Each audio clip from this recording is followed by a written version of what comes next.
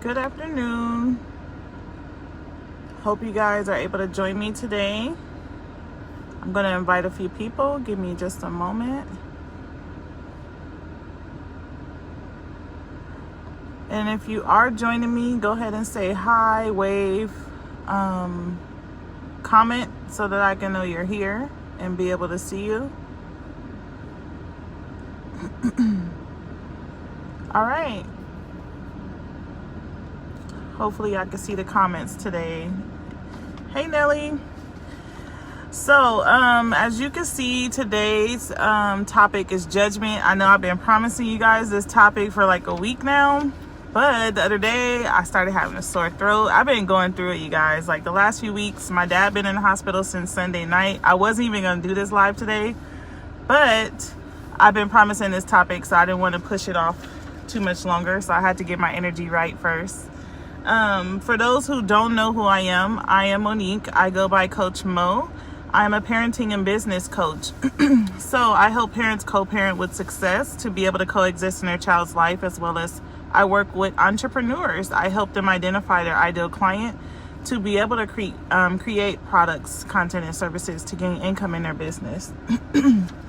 So I'm going to get started because I don't want this video to be too long. So with judgment, where do I start with judgment? Hey Aaron. So with parenting, a lot of times we often get judged or criticized for every little thing that we do. But there is no manual for a perfect way to parent your child. You do, what you can do, and you do it the best way that you can.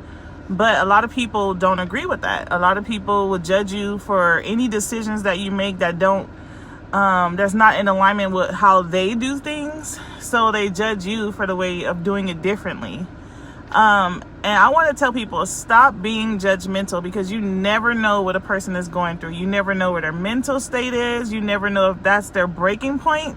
You never know if you can be the one to send them in a downward spiral. You can make them depressed even more. They could be depressed and just masking it, and you could be the one that break the camel's back and send them into a downward spiral, or in a bad place.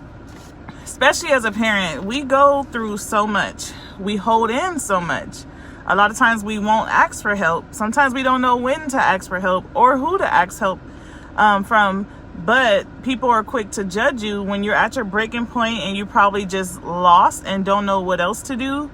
For example, when you go to the grocery store, I see this all the time. People always be like, if that was my child falling out and acting up in the grocery store, I would beat their butt and all this stuff. But then you have a kid and you won't do it, and your kid embarrassed you in the store.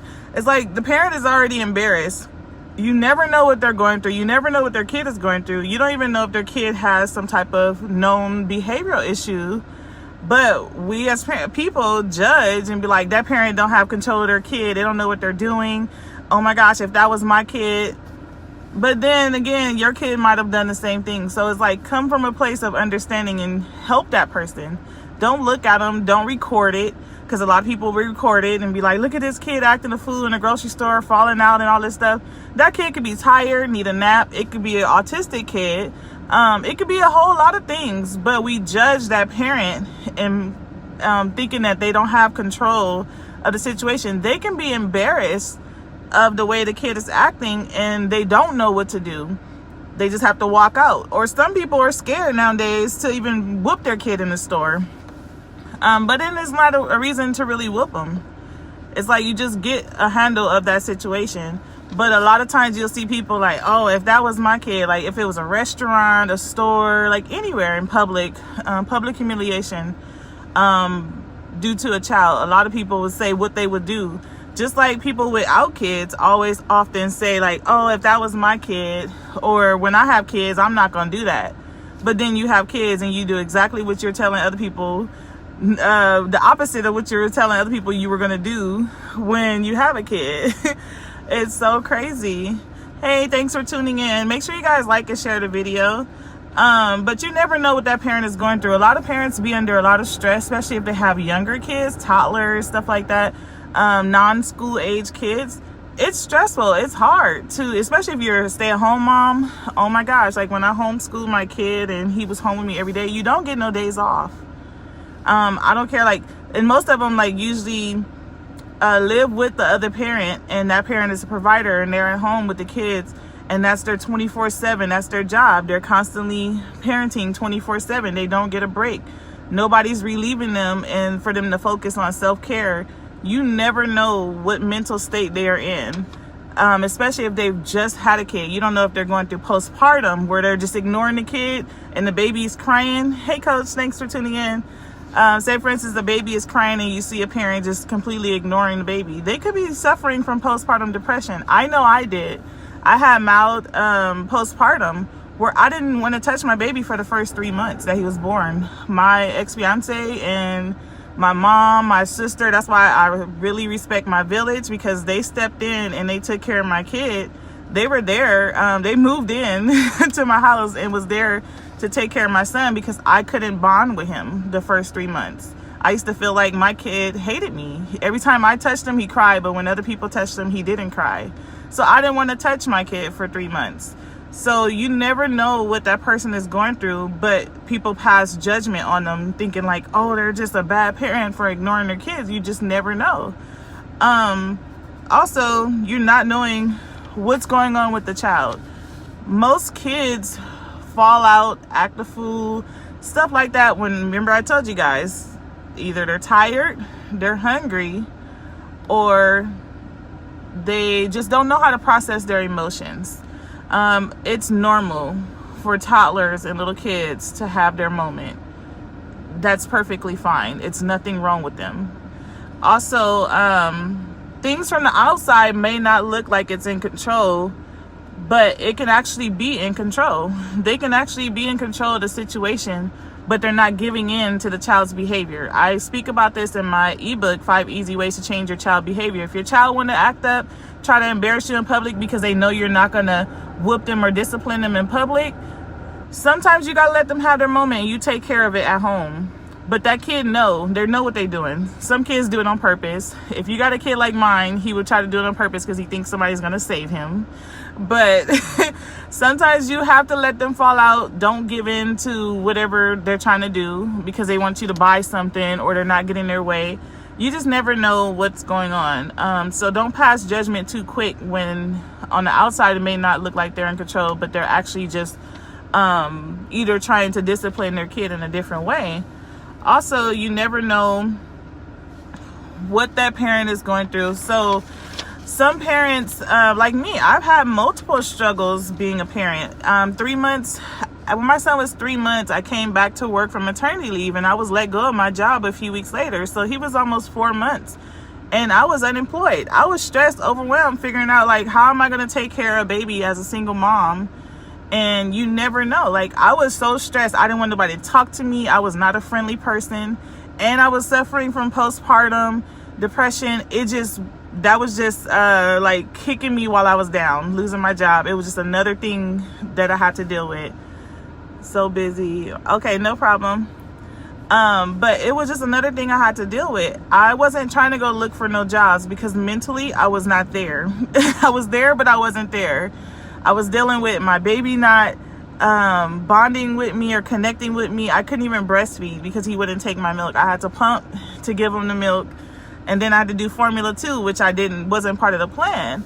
But then to come back and then you lose your job and get let go right after maternity leave, after not working for 5 months, getting partial of your income, it was so overwhelming. And I was living on my own, away from family, about an hour away. It was just crazy. So I took my son. I was like, he's gonna have to get used to me. So I left and moved away from everybody. And I forced him to, you're gonna get used to me. I don't care. You're just gonna have to cry. I had to handle and deal with stuff in my own way before I go be around family and let my village help me. But I had to isolate myself. So you never know, like, something could have triggered how that parent feel or how they're acting or how they're reacting before judging. Because people will be like, oh, you're just gonna let your kid cry and like make you feel like you're a bad mom. Not letting anybody pick up your kid, because me, I was that parent, like, don't touch him, let him cry. I don't want you picking him up, because I'm not going to have a hold me baby where I got to hold him all day or he won't go to nobody because I'm the only one that he would go to. Like, I had chose to do things differently. I'm like, nope, don't touch him. Don't pick him up. I just stay away from him. So I had to just separate myself from everybody. It was selfish, but I wanted to do something different. Also, we get judgmental stares often. I know I do when I'm walking around with my son, and my son is the opposite color as me. He's yellow. People look at me in the doctor's office, stuff like that. Like, oh, his last name Flores. Like, they look at me weird when my son's name is called and they see that he's super high yellow and his last name is Flores, and they're looking like, okay, how is that possible? Like, I can't have a light-skinned baby. But people would just give you the eyes. And when I was going through pregnancy, when you go to the doctor and they're like, where's your husband? And you're a single mom. I talk about this in my book, in a chapter called Shame on Me, because people judge you for being a single mom. Like, I didn't have a traditional pregnancy or experience with parenting. I had a baby with my childhood best friend. We were never in a relationship, never looked at being in a relationship, never wanted to be in a relationship, nothing. He was my first, and we had a baby together. It was not traditional. I was a single mom from day one. He was off to the military when I found out I was pregnant, and he was deployed when I gave birth. I went through the whole process by myself and with my family. My village was there for me. But every time I went to the doctor by myself, they always asked, where's your husband? Like, everybody have to be married to have a baby. And it was so embarrassing. At the time, I was feeling embarrassed, and like they were judging me for being a single mom. It wasn't the best feeling ever. Like, my pregnancy, I did not celebrate it, because I'm like, I'm not going to celebrate being a single mom. That just wasn't something I wanted to celebrate. So I just got everything on my own. Didn't want a baby shower or anything. My job had threw a baby shower and my family, but I wasn't there. Like, I missed my baby shower at work because I stayed on the phone while everybody was offline. I was stuck on a long call. So it was like, I wasn't trying to celebrate anything because it wasn't a happy moment for me. Even though most people are like, oh, I'm happy, I'm pregnant, I'm going to have a baby. That wasn't the experience that I had. So I talk about all this in my book, things I wish I knew before becoming a parent. But also, when you choose to raise your child differently than how you were raised, sometimes family judge you. I get it from my family all the time. Like, oh, you need to whoop your son, and da-da-da-da. Like, oh, he had a smart mouth, or he had an attitude, or smacked, or looked at them a certain way. They're ready to whoop him, but I don't whoop him. I was whooped for any little thing. We could argue and had to stand in the corner until they get tired of looking at us. Or we get whooped and got to do push-ups and sit-ups and all that stuff. I choose to do things differently. So I get judged, like, as a parent, like, oh, that's his problem. He needs to get a whooping. So because he had an attitude, he got to get whooped, and that's a problem. So I get it even with my family. So it's okay to do things differently than what you were taught because you want a different outcome. I don't follow everything that my family do, because when I see the boys that they raise all getting arrested, going to jail, domestic abuse, I want my son to turn out different. So I'm not going to go down that same path. So I'm like, you didn't do what you were supposed to do, so why would I follow that? I call that a generational curse. I'm trying to break those generational curse and break the cycle. So I'm like, I want my son to turn out different than all the men in my family in my generation. So I'm not going to follow the same path. I'm going to try something different. We're going to experiment and see if he turned out a little different than the other kids that I've seen my parents raise. If all 6 of my brothers have been to jail, been arrested, like, why would I do the same thing that y'all did? No. And it's okay to set different standards. And you don't need validation from family and friends. So no matter how much you're being judged, I want you to push forward and still be okay with making those decisions on your own for your family and what works for you, no matter what other people say. Don't let them discourage the way you want to raise your child. Don't let them discourage the decisions that you decide to make. Even like if you move away, like me, I moved. My job gave me over the weekend to move. They had a full-time position in Las Vegas. That's how I left 5 years ago from California. They're like, oh, as long as you can get there by Monday. I left. I sent my son to Mississippi to be with his dad for 2 weeks until school started so that I could get an apartment and get settled in. I moved to Vegas, sent him to Mississippi, and then once I got our apartment, got him registered in school, then he came back right before school started. People didn't agree with me leaving, but that wasn't for them to decide. I had to make moves on my own because as a single parent, nobody's running my household, nobody's paying my bills. I had to do what I had to do. And also, let me see. If nobody respect, like say for instance, you have family and friends and they go against everything that you decide and you feel is best for your family, you don't have to deal with them. That's their personal issue to deal with. You don't have to make them feel okay with your decisions. If they don't respect what you're doing with your kid or your family, they don't need to be involved. You don't need that negativity around you. And even if it's family, sometimes you got to cut people loose. They'll jump on the ball when they see that you separate yourself. They will get in order. They will respect, and they eventually start to honor what you want to be done with your child. You can choose to break the cycle. You can choose to break the generational curse. You don't have to be around negative people that's going to always put you down, that's not going to empower you, inspire you. Always be around someone that don't suck the energy and life out of you. Me, I protect my energy at all costs. I do not allow people around me that's going to be negative. If you're going to judge me or criticize me for the way that I deal with my kid, you don't need to be around me. It's like, I'm good for block, delete, don't talk to me. So, I'm not going to say parenting is easy. Life is not easy, but you just go with the flow. It has its ups and downs, but it's an experience like no other. I always tell people that, like, some people that don't have kids, that's big on judging people that have kids. Parenting is one of those things, like, you learn a whole new level of love.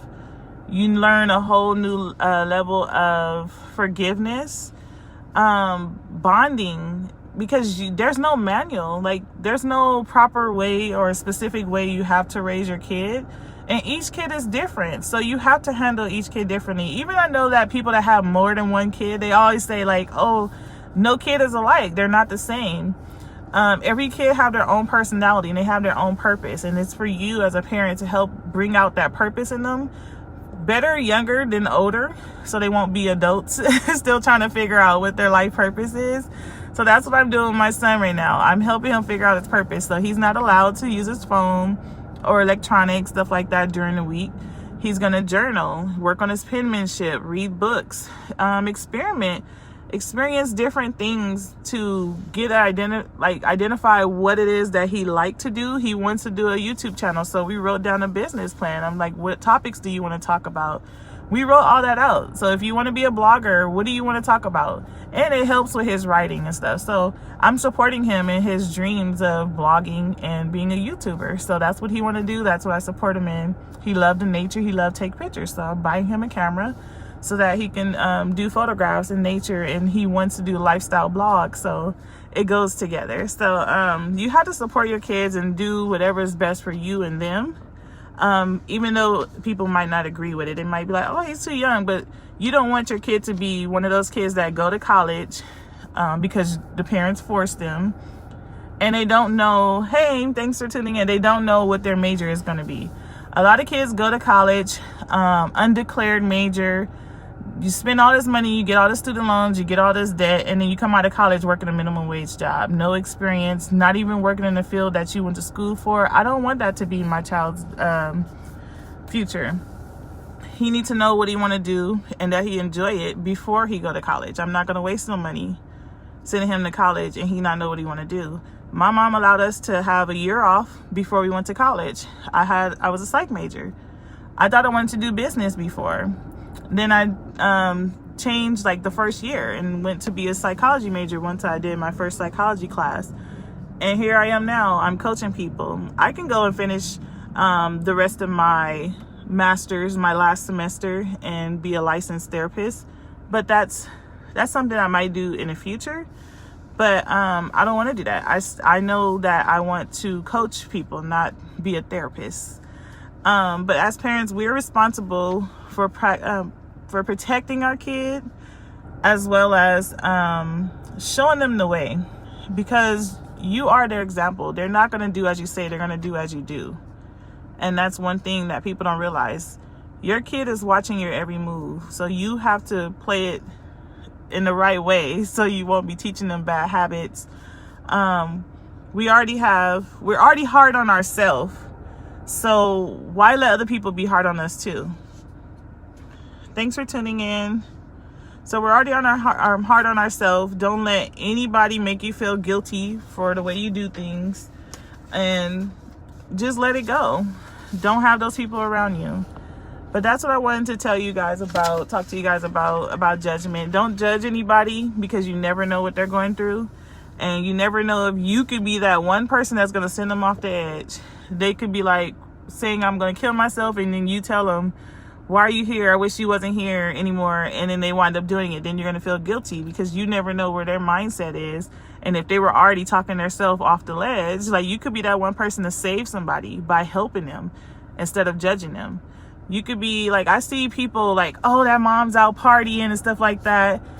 If she don't do it every day, she do have the right to have me time, to do something for herself, self-care. Why judge a person for trying to do for herself? And a lot of people do that to moms too often, because I see it happen all the time. A mom will go on a vacation by herself. People judge, why are you leaving your child to go on vacation? You're still a human being. Even though you're mom, you're not just the title. You're still a person at the same time. And sometimes you do have to take vacations separately. Statistics show actually that families last longer, especially marriages, if they do vacations by themselves, and like at least one vacation a year with the family, like with the kids. But they have to also take vacation alone by themselves as well to have a healthy relationship. You do have your individual self, the self you are, like a parent, and then you have your marriage, your relationship. So it's a little different. Like when you're married, the couple will go on vacation together. They can do separate vacations and then family vacation. But families that do that and have a mixture of all last a little longer, because you're bonding, but you still have your own individual self and your own life as well. You don't lose yourself in the relationship or in the title of being a mom or a wife, or dad. That's why I have my program, I Am My Sister's Keeper. I'm thinking of bringing it back because a few of you have asked about it. I usually only offer it in the beginning of the year, but I am thinking of bringing it back in October or November. And me and my sister are working on something with that for next year as well. But that's pretty much all I have for you guys today. You guys are so amazing. Thanks for tuning in. Thanks for liking and sharing my videos and commenting. I will probably try to do a few more videos this week, because I have a lot of topics that I'm behind on because I wasn't feeling good the other day. I had a sore throat, and then I'm just trying to see what's going on with my dad before I do more lives. And I'll be in San Diego on my family girls trip vacation this weekend. So I'm going to be busy the next few days. So I'm trying to get some videos in before I leave, because I will not be doing any work this weekend. I gotta catch it on time next time. Yeah, you can always catch the replay too. So it's always available for replay, and tomorrow will be up on my blog. So you can always check it out on my website or YouTube, my YouTube channel. But thank you guys for tuning in, and I hope you enjoy your day. I'm going to go relax. I took another lazy day today because I'm just waiting on the news from my dad being in the hospital for a few days. I'm just trying to see he's okay before I know if I need to go to California sooner. So I'll keep you guys updated, and I hope you enjoy the rest of your night. Have a nice night.